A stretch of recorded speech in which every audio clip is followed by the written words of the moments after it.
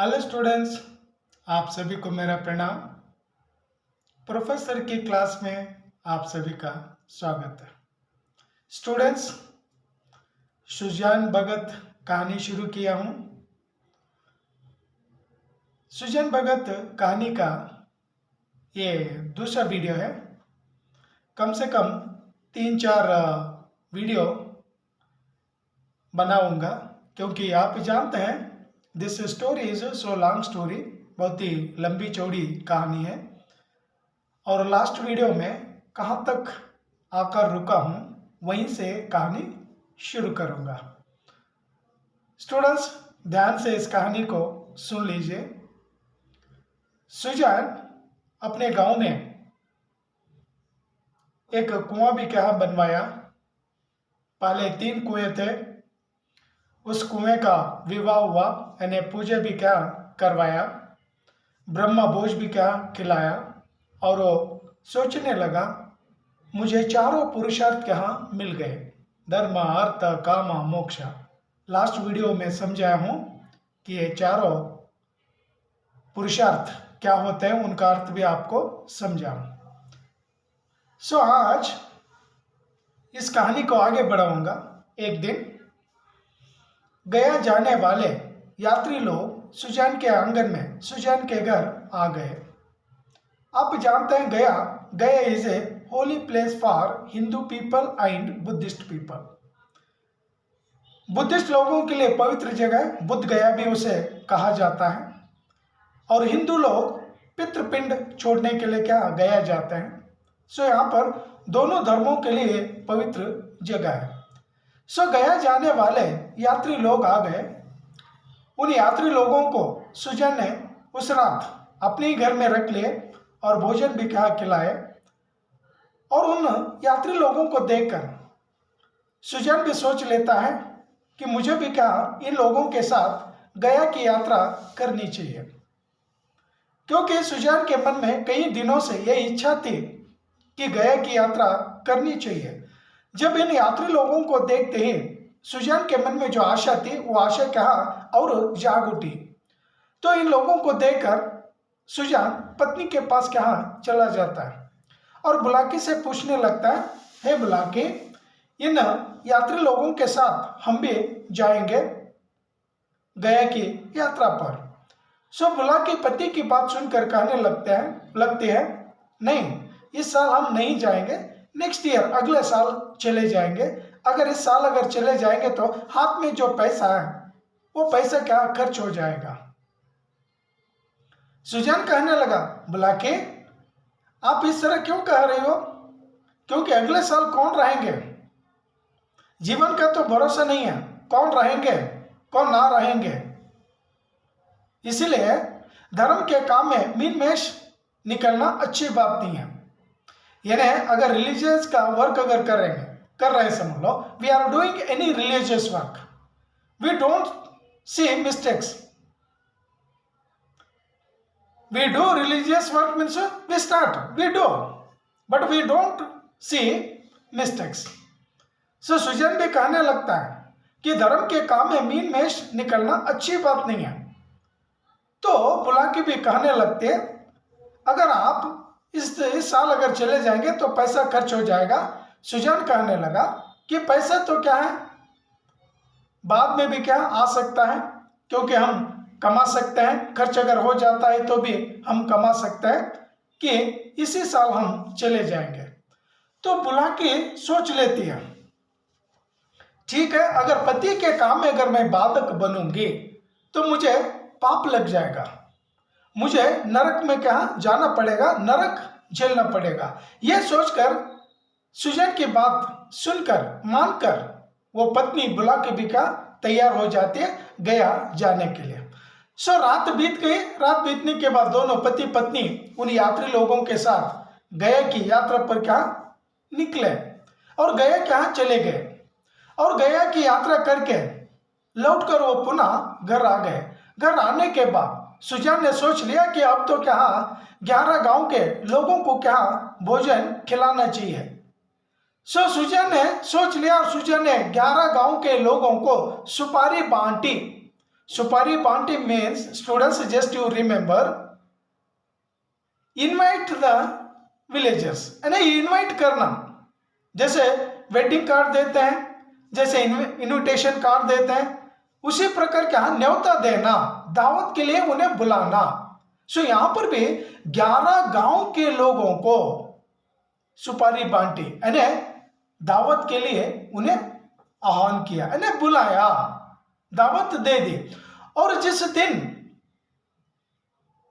दावत देने का जो समय था, जो दिन था, उस दिन 11 गांव के लोग आकर खाना खाने लगे और सारे लोग पंगत में बैठकर, पंक्ति में बैठकर खाना खाने लगे। सुजान इस दृश्य को देखकर बहुत ही क्या खुश नजर आए और सुजान देखने लगा, और जिन जिन लोगों का खाना हुआ वे लोग उठकर कहाँ जाने लगे, और खाकर जाने वाले लोग सुजान को देखकर यह कहने लगे कि सुजान इतना अमीर हुआ, सुजान के पास क्या धन है, फिर भी क्या सुजान के पास घमंड नहीं है। बहुत ही क्या सिंपल है, क्योंकि सुजान सारे लोगों के सामने सिर झुकाकर बातें कर रहा था, तो इसलिए सारे लोग देखकर सुजान को कहने लगे कि सुजान के पास घमंड नहीं आया है। तो जो लोग खाने के लिए आए थे उन लोगों में सुजान का एक द्वेषी था, एक दुश्मन था। हम लोग भी जानते हैं, we have also so many enemies, but sometimes we find, oh, this fellow is my enemy, this fellow is my friend, so finding is so easy, but कुछ लोग होते हैं, उन लोगों को हम पहचान नहीं पाते हैं। we cannot find some enemies, some friends, but really वो होते हैं दोनों भी। सो यहां पर भी एक दुश्मन ने कहा सुजान को देखकर या सुजान के बारे में अपने मित्रों के बीच कहने लगा कि सुजान को क्या खजाना मिल गया है, इसीलिए वो अमीर है, इसीलिए वो इस तरह के फंक्शन कर रहा है, इस तरह से क्या दावत दे रहा है। तो जो द्वेषी, तो दुश्मन कह रहा था कि खजाना मिल गया, और उसके ही मित्रों ने, उसके ही दोस्तों ने कहा दिया, हाँ तुम्हारे बाप दादाओं ने जमीन के अंदर जो खजाना गाड़ कर रखे थे वही खजाना सुजान को मिल गया। तो ये कहने से वो दुश्मन कहने लगा, अरे बाबा, गांव में रहने वाले सारे फार्मर्स क्या सेम काम करते हैं, लेकिन कोई फार्मर अमीर नहीं बना, केवल क्या सुजान बना है। तो दुश्मन कह दिया, और दुश्मन कहने से सारे लोग कहने लगते हैं कि भगवान के लिए या भगवान के नाम पर जो आदमी, जो इंसान खर्च करता है, भगवान उसे क्या दुगना क्या देते हैं। तो भगवान के नाम पर सुजान खर्च कर रहा है, और सुजान को क्या भगवान भी क्या डबल में क्या दे रहे हैं। तो इस तरह से आपस में क्या बातचीत किया और खाना खाए, और 11 गांव के लोग क्या चले गए, और सुजान अब खुश नजर आ जाते हैं। क्योंकि अगर हम लोग भी अगर सोशल सर्विस अगर करेंगे तो हमारे मन को भी क्या खुशी मिलती है, शांति क्या मिल जाती है। तो यहाँ पर भी सुजान क्या खुश नजर आए, और सुजान जो महतो है, महतो मीन्स मुखिया, यानी उस विलेज का क्या मेन पर्सन, मुखिया, लाइक ए लीडर, मुखिया। और सुजान मुखिया से, महतो से सुजान भगत क्या बन गया। सुजान भगत became a devotee of God. सो भगवान का वो भक्त क्या बन गया। जैसे ही भगवान का भक्त बन गया, सुजान के आचार विचार, रहन सहन, खान पान सब कुछ क्या बदल गया। सन्यासी का रूप धारण कर लिया, और जैसे ही रूप धारण कर लिया, हर दिन स्नान करने के लिए गंगा क्या चला जाता है ना, कहीं गंगा नदी क्या गंगा चला जाता, कहीं तालाब क्या चला जाता। सो यहाँ पर स्नान किए बिना वो खाना नहीं खाता था। अगर किसी दिन अगर देर हो गई, दोपहर अगर हुआ है समझ लो, तब वो क्या नहीं खाता था। लेकिन पर्वों के दिन, फेस्टिवल के दिन वो कंपलसरी स्नान किए बिना वो खाना नहीं खाता था। अब सुजान का जीवन क्या बदल गया, जीवन ही बदल गया, उसका रहन सहन सब कुछ क्या बदल गया, और वो पूजा पाठ में ही क्या लीन होने लगा, भजन करने लगा, भगवान का स्मरण करने लगा, और इसी तरह उसका जीवन ही क्या बदल गया। और सुजान भगत बनने के बाद, डिवोटी बनने के बाद गांव में उसकी प्रतिष्ठा क्या बढ़ने लगी। सारे लोग उसे क्या इज्जत देने लगे, किसे? सुजान को। लेकिन घर के लोग, बुलाकी, भोला, शंकर, घर के लोग, घर के सदस्य, इन लोगों ने सुजान को अनादर की दृष्टि से देखने लगे, क्योंकि सुजान अब फार्मर नहीं रहे, किसान नहीं है, किसान का काम नहीं कर रहे, आराम से खाना खाकर घर में क्या बैठे रहने लगे, और इन परिवार वालों को वो अच्छा नहीं लगने लगा, और सुजान यही काम करने लगे। अब सुजान जड़ जगत से चेतना जगत में आ गए। चेतना जगत है ना, जो नॉलेज का जो क्षेत्र, उस क्षेत्र में आ गए। अगर कोई सामान्य मनुष्य अगर एक गलती अगर करता है तो उसे क्या कई लोग क्या क्षमा करते हैं, माफ करते हैं। अगर कोई सन्यासी, अगर कोई साधु, मुनि लोग अगर एक गलत काम करेंगे तो उन्हें लाखों हजारों बार उन्हें क्या गाली देने शुरू कर देते हैं, और लोग कुछ ना कुछ कहने लगते हैं। फॉर एग्जाम्पल देखें, टीचर्स लोग, हम टीचर हैं, अगर एक गलती अगर हो जाते हैं तो कई लोग हमें गालियां बरसाते हैं, मारने के लिए दौड़कर आ जाता है। अगर वही देखे हमारे ही स्टूडेंट अगर कई बार भी अगर गलतियां करते हैं तो हम क्षमा करते हैं। तो इसलिए कहते हैं ना, बड़े लोग गलती अगर करेंगे तो उन्हें क्या दंड क्या मिलता है, उन्हें सजा मिलती है।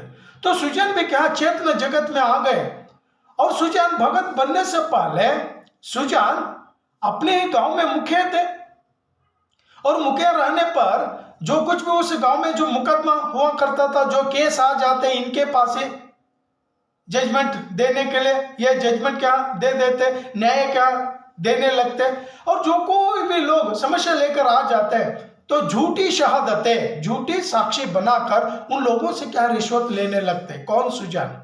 और रिश्वत के तौर पर लकड़ियां, डांट लेने लगते हैं, ढेर सारी लकड़ियां, और इनके पास जो मजदूर लोग काम करने के लिए आ जाते हैं इनके खेत में, तो मजदूर लोगों से ज्यादा क्या काम लेते और मजूरी क्या कम देने लगते हैं, और बहुत ही क्या स्वार्थी थे भगत बनने से पहले।